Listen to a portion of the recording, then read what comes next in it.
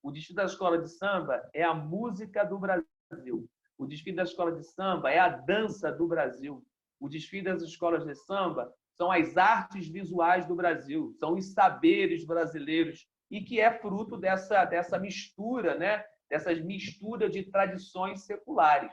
Eu sou da estação primeira de Nazaré, os bonitos sanguinhos, corpo de mulher que militando morando quente, meu nome é Jesus da gente, nasci de peito aberto, de punho cerrado, meu pai carteiro, desempregado, minha mãe é Maria, Castores Brasil, enxugo o suor de quem desce, sobe ladeira, encontra o amor que nem contra a fronteira, procura cumprir as bandeiras contra a opressão. Leandro Vieira, é um prazer muito grande te receber aqui no programa Turnê para um assunto tão brasileiro, carnaval. Prazer meu estar aqui podendo bater esse papo com você para falar de carnaval, né? Um assunto que marca a cultura brasileira e me interessa bastante. Leandro, você sempre foi um cara ligado, uma pessoa muito ligada ao carnaval, à cultura carnavalesca, porque existem carnavalescos, por exemplo, que são verdadeiras enciclopédias, né, de carnaval. Você sempre foi essa pessoa de olhar carnavais antigos, de pesquisar. Como é a sua relação com o carnaval? Na verdade, a minha relação com o carnaval, né, o meu contato inicial com o carnaval, se dá com a prática carnavalesca. Embora hoje eu seja um artista que produz para o desfile das escolas de samba, o meu interesse pelo carnaval ele se dá inicialmente pelo carnaval de rua da cidade do Rio de Janeiro.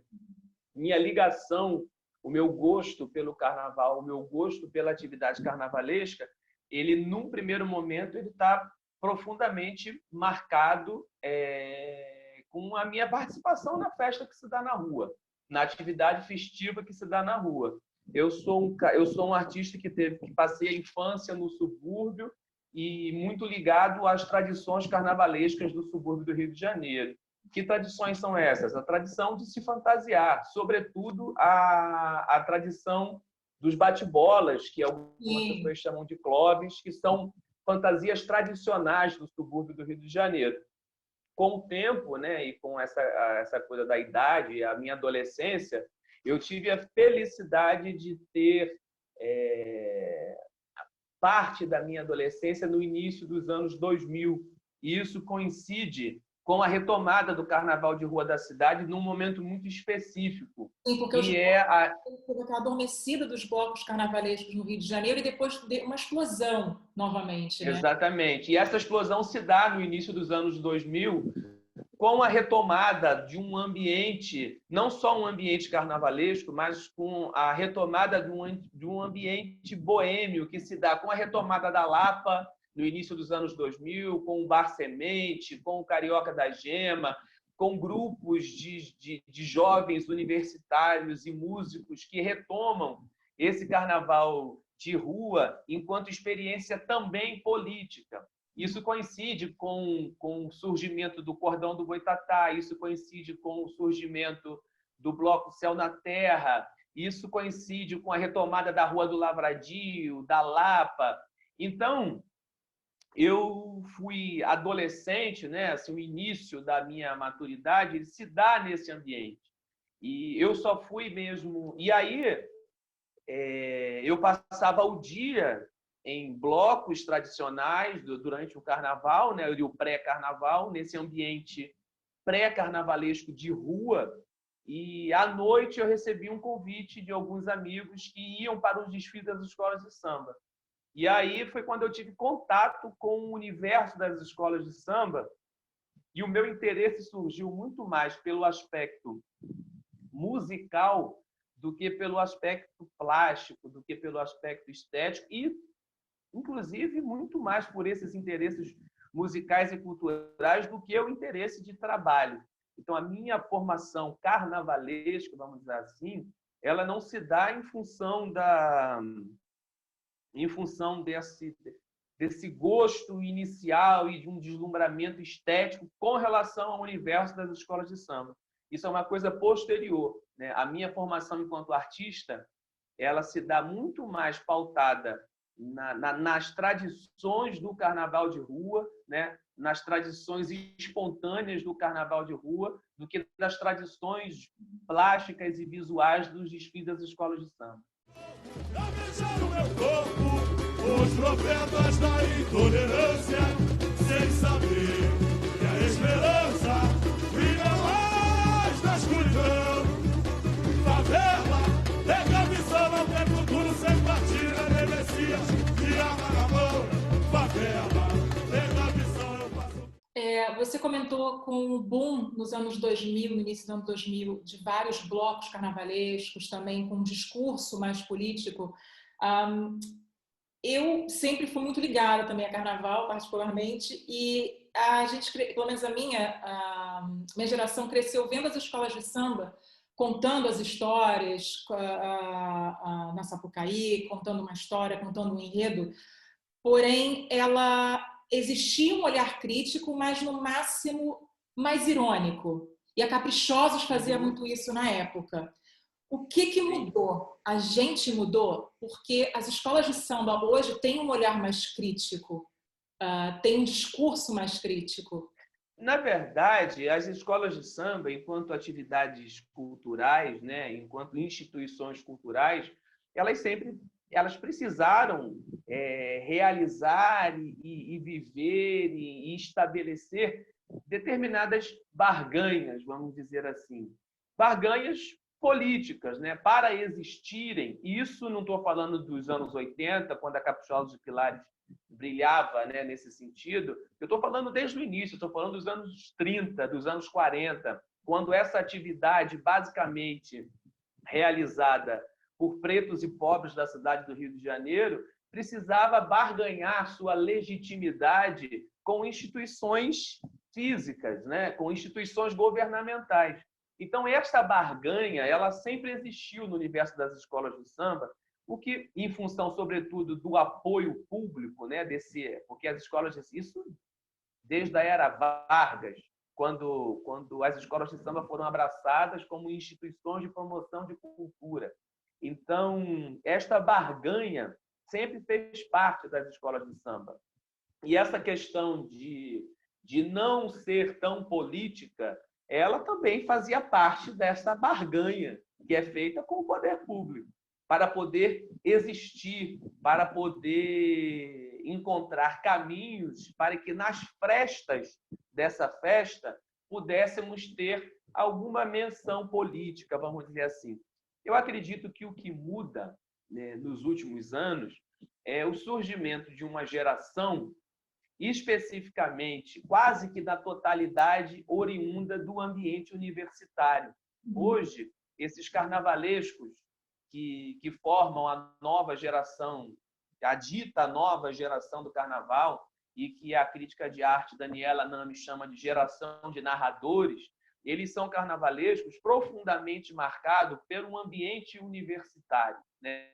Por um ambiente universitário público, e por um ambiente universitário público que, de alguma forma, formou estas pessoas, aonde eu me incluo, formou nestas pessoas um questionamento da situação social do país e de questões latentes da cultura brasileira, da cultura brasileira e da situação social brasileira, que são pauta do trabalho destas pessoas. E, em função da situação política que vivemos, talvez essas pautas tenham ganhado uma força. E, em função de estarmos vivendo hoje também uma espécie de abandono no que diz respeito à barganha pública, já que as escolas de samba deixaram de receber essa verba, parece que criou-se um ambiente mais propício, onde os dirigentes das escolas não devem satisfações ao poder público e onde os artistas parecem ter tesão, parecem ter aptidão, parecem ter prazer para levar esses tipos de questionamentos para a avenida de desfile. Então, acho que o que muda é o aparecimento de um grupo de artistas que enxergam no desfile das escolas de samba mais do que a festa que muitos artistas, durante muitos anos, acreditavam ser esta vocação dos desfiles, e a possibilidade de fazer isso com uma forma plástica, né? De uma forma plástica mais contundente, né? Sem amarras, sem limitações, sem barganhar tanto.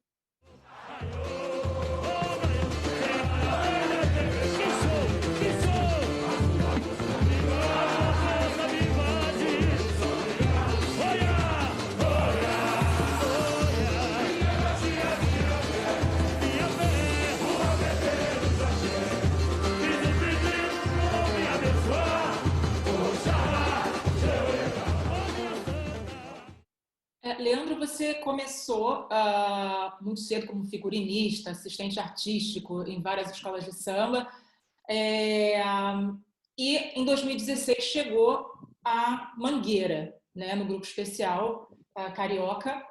Quando você olha esse Leandro lá do começo e você vê esse Leandro que chegou ao grupo especial do Carnaval Carioca e ganhou já 2 vezes, são 2 campeonatos, você acredita que você tenha feito escolhas artísticas consistentes? Você já sempre existiu a crítica no seu trabalho? Eu digo a crítica estética e a crítica no discurso também? Assim, na verdade, eu sou um homem que tem uma formação crítica. É da minha natureza a crítica. Eu sou uma pessoa que questiona absolutamente tudo, desde sempre. E, de alguma forma, isso, inevitavelmente, estaria impregnado no meu trabalho, é da minha natureza. E desde que tive, você citou especificamente o Carnaval de 2016 como campeonato, mas em 2015, que de fato é meu primeiro carnaval como artista de frente, que é na Caprichosa dos Pilares, esta menção crítica, que inclusive faz parte da Caprichosa dos Pilares, como você mesmo mencionou, já estava presente.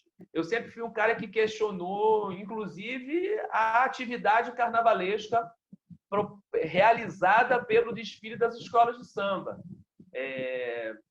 Eu apareci no carnaval no momento em que a festa, né, essa atividade carnavalesca, ela estava muito debruçada e muito pautada na importação de padrões estéticos internacionais que aos meus olhos, nada ou quase nada contribuíam para a continuidade de uma atividade cultural e artística que passa por outros caminhos que não são caminhos internacionais, né?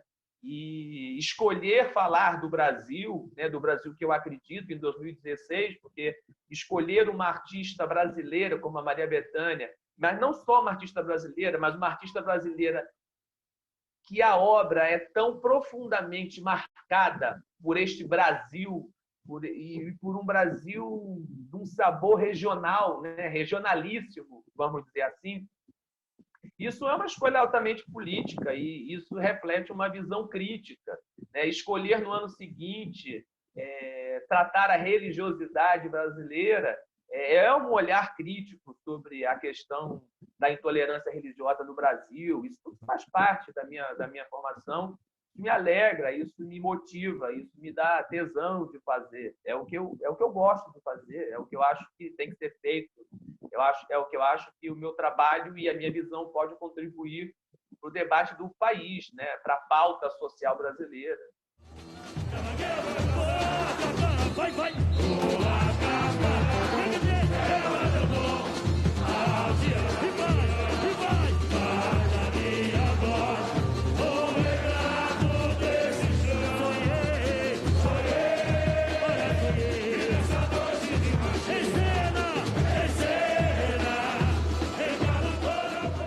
Como explicar para um estrangeiro o que é um desfile de carnaval? Porque eu tento sempre. É difícil você... Olha, talvez seja mais fácil explicar para um estrangeiro o que é um desfile de uma escola de samba do que tentar explicar para um brasileiro o que é um desfile de uma escola de samba. Por quê? Porque o Brasil, de um modo geral, o Brasil tem desprezo pelo Brasil. De um modo geral, a sociedade brasileira despreza o Brasil. De um modo geral, ainda hoje, infelizmente, por um desvio de formação lamentável, a sociedade brasileira ainda insiste num complexo de vira-lata que faz com que ele siga olhando a cultura internacional como algo maior do que a própria cultura nacional do país que a gente... Eles não veem o quanto eles dão valor aqui à nossa cultura. E a gente defende, né? Então, eu acredito, defender para um brasileiro que desfile de escola de samba é uma atividade artística de alto nível que junta o canto, que junta a dança, que junta a produção visual.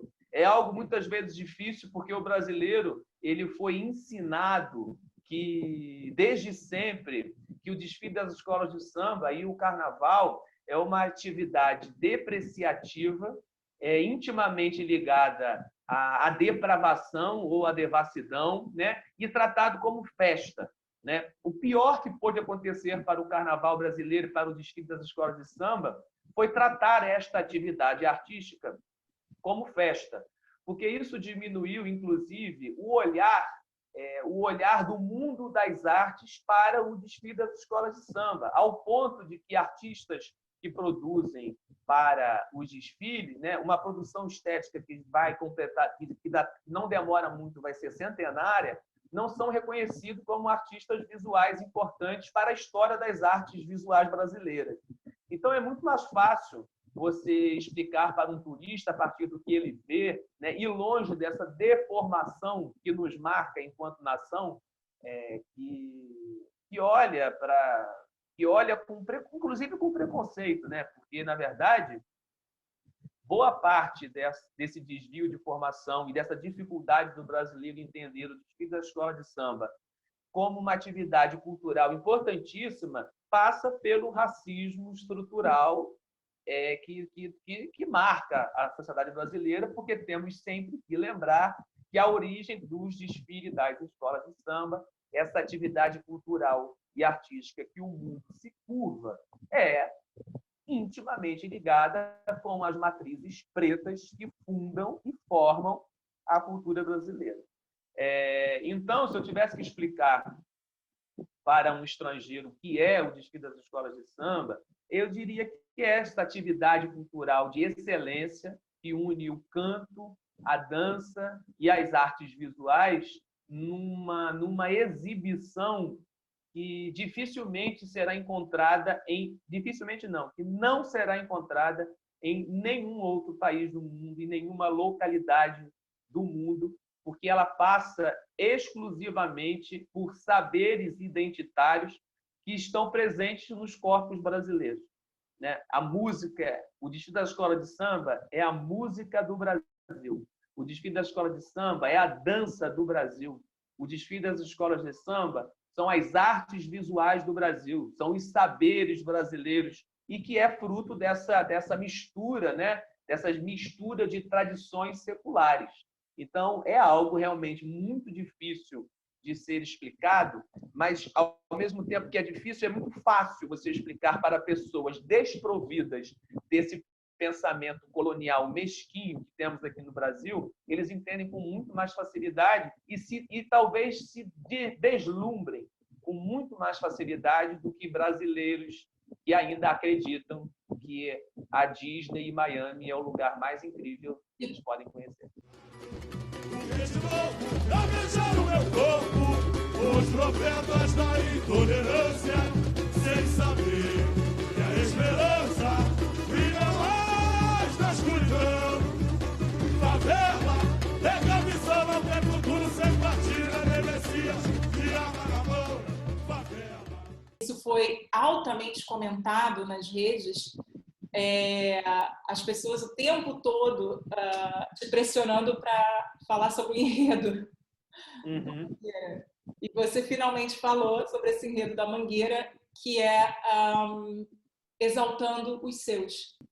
Sim, e é isso. Na verdade, esse enredo ele foi lançado no momento de altas incertezas com relação à realização da atividade carnavalesca. Eu sempre fui muito cético com relação a isso, justamente por ter um pensamento crítico muito forte. Eu nunca acreditei que esse governo teria a capacidade de gestão, de lidar bem com isso, está mais do que provado. Também não acredito na consciência social do brasileiro, está mais do que provado que isso não iria acontecer. E eu fiquei durante muito tempo pensando que tipo de enredo seria o melhor enredo para um período de ausência, porque eu acreditava que o Carnaval de 2021 seria um período de ausência. Então, e aí eu cheguei à conclusão que o melhor enredo para um período de ausência é aquele que fala de nossas tradições, é aquele que a escola irá cantar com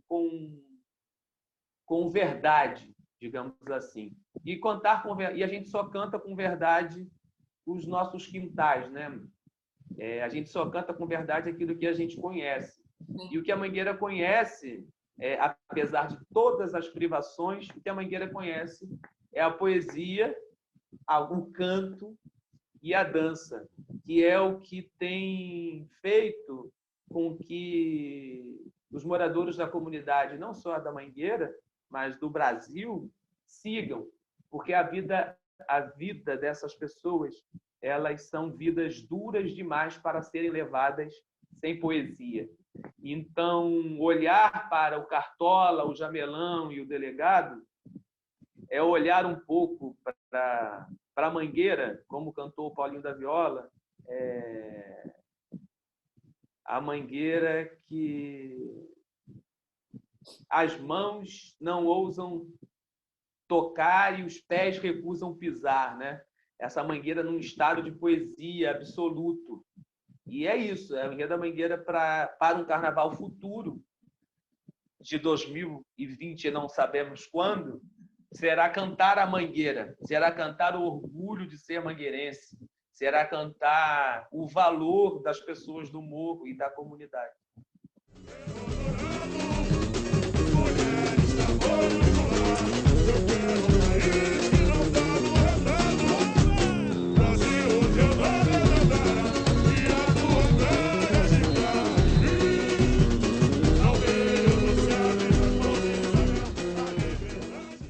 É um lindo enredo, como os outros que você fez também desde 2016 no grupo especial como Carnavalesco na Mangueira. Também são lindos, mas a melhor ideia é sempre a próxima? Ah, com certeza. Isso é uma frase que eu gosto de falar, justamente para poder não me cobrar essas ideias. Eu gostaria, se possível fosse, eu estaria até hoje sem o enredo da Mangueira. E acho que a melhor ideia vai ser sempre a próxima, né? A melhor ideia vai ser sempre a que está por vir.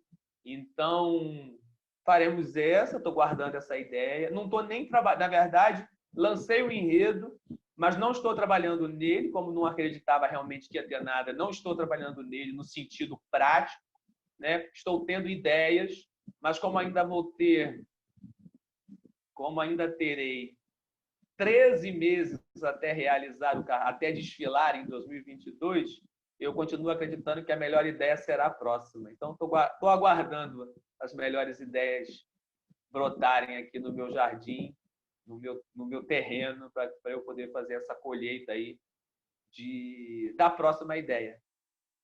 Leandro, como uma grande apaixonada pelo Carnaval, eu te agradeço muitíssimo. Foi maravilhoso poder sugar um pouco a sua genialidade, poder dividir um pouco comigo seu conhecimento. Te agradeço muito, e principalmente por ser apaixonada por Carnaval. Eu não vejo a hora de fazer a sua melhor ideia, que vai ser a próxima, fazer o Carnaval da minha vida e todo mundo fazer o Carnaval das suas vidas. Eu que agradeço a oportunidade de estar aqui falando de Carnaval, né? De estar aqui falando dessa atividade importante da cultura brasileira para um público que nem sempre acompanha isso, né, dessa forma. Então, eu que agradeço. Muito obrigado. Eu agradeço. Muito, muito obrigada, Leandro. Nada.